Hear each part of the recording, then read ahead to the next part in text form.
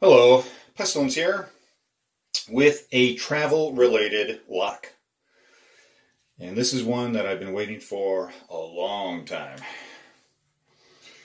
There you go. And if I can get the key out. No, guess I need to lock it up first. Okay, there we go. It's a, however you pronounce it, Junkunc.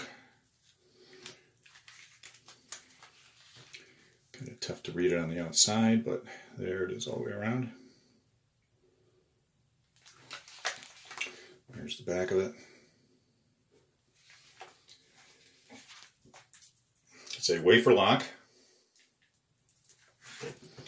Here are the original keys.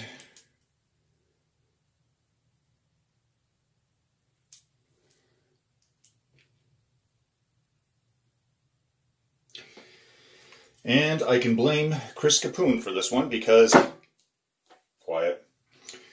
he had one on his channel and I just had to have it. I wanted it so bad.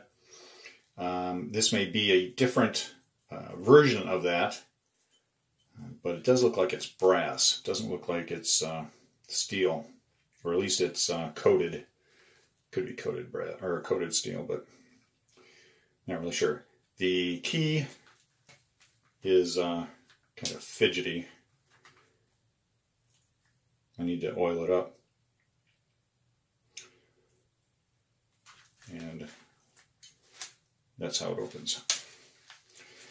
This appears to be the original chain and chain cover. And this would have been used back in the early days of motoring, around the Model A's and Model T's and those kind of cars. And if I had written some notes on this, I could tell you exactly. One moment, please. Okay, I took the time to get my magnifier and have a look at it. And it says on the lock, patent pending. So all I can tell you is that it is from around the time for Model A's and Model T's. It was a spare tire lock. There's also a website that's devoted to antique locks that were used in transportation. And it's listed on there as well with a picture. So that is it. Very nice lock. I believe that, no. Stop myself there. There's another lock that I'm going to get that's transportation related, and it's been featured on several channels too, but I'll get to that when I have it.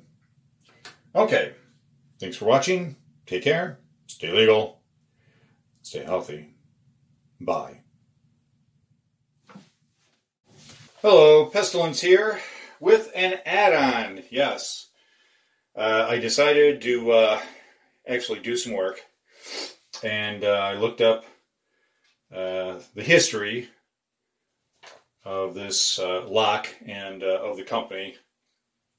I've done, I think I did one video on one of the combination padlocks that I was able to decode. So anyway, this will have some newer information. Okay, first of all, I'll say that in Hungary, the surname for what we were pronouncing as Junkunc, the surname was spelled Junkuncz,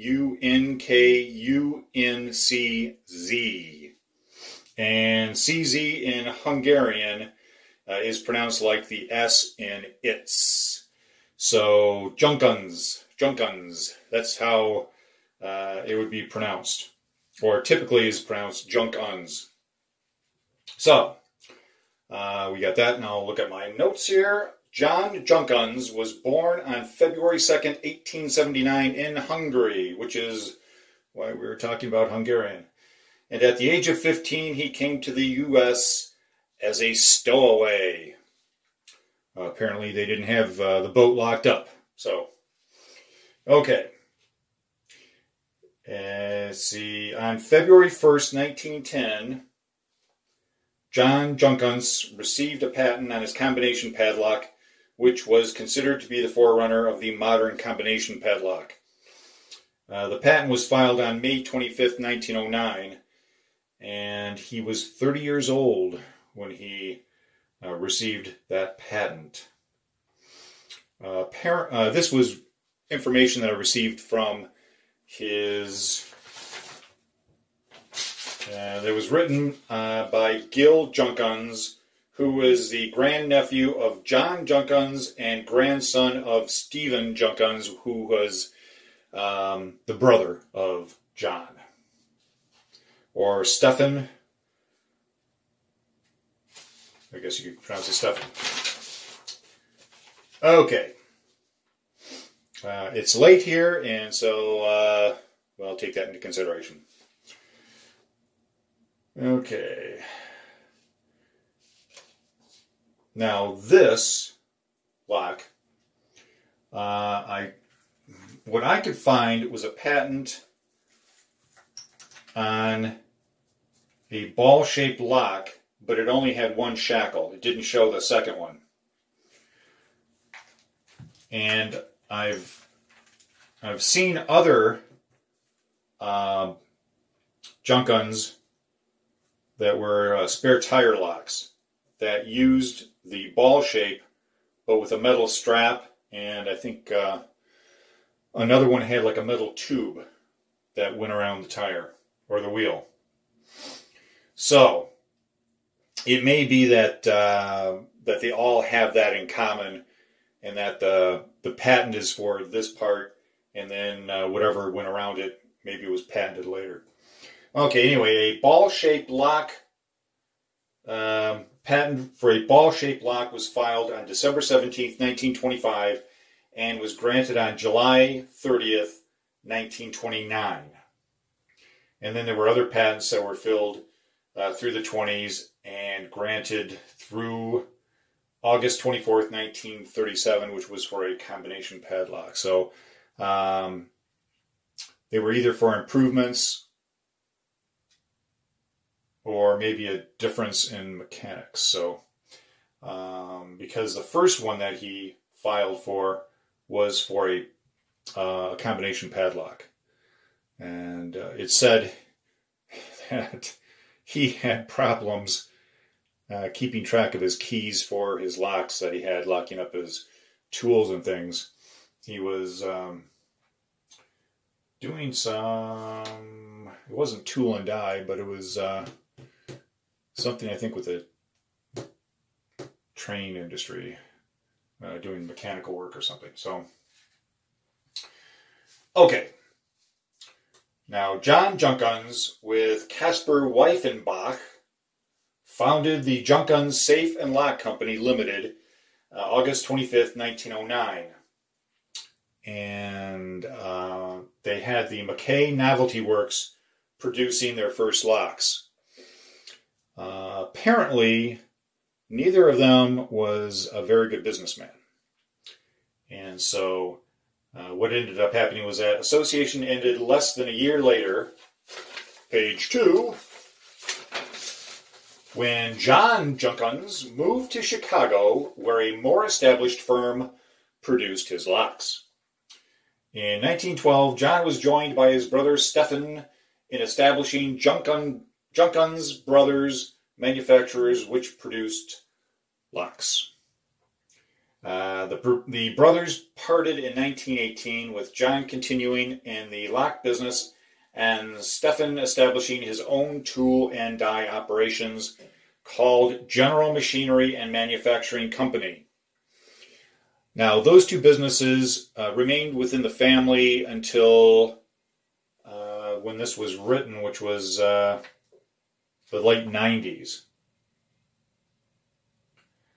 And then John Junkunc purchased the assets and name of American Lock Company. I don't have a date down for that, but that's when he established the Junkunc Brothers American Lock Company. And he would have, if you've ever seen some of the Junkunc Brothers locks, it has on their successor to American Lock Company.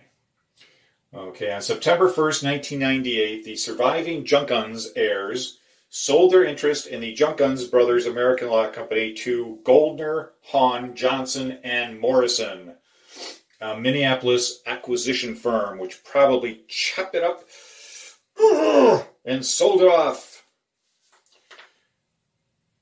And so, that ends this portion. Whoops, sorry about that.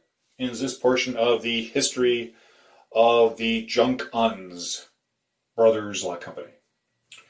And once again, here is my latest lock. Okay, get in there. And there is a small screw in there, which I believe it was, yes, I'm most certainly assured of that. Anyway, it was on another channel, and I apologize most profusely for not remembering. Chris Capoon, there we go. And that was without caffeine. Chris Capoon, who has one of these locks, showed that there was a small screw in there that when you removed it, this other shackle would come out so that you could place it onto a link. Otherwise, if you've seen these locks, just the lock part with no chain link over here, then, you wouldn't be able to use it. Okay, so there we go. And I can put my brain to bed and hopefully be better tomorrow. So thanks for watching. Take care. Stay legal. Stay healthy. We've been ordered by the governor here in Michigan to stay indoors until the end of this month, when hopefully things will have improved. But no traveling around except for to go to a doctor's or, unless it's for medical reasons or to buy groceries or essentials, that sort of thing. So I hope things are going well in your part of the country or world. Bye.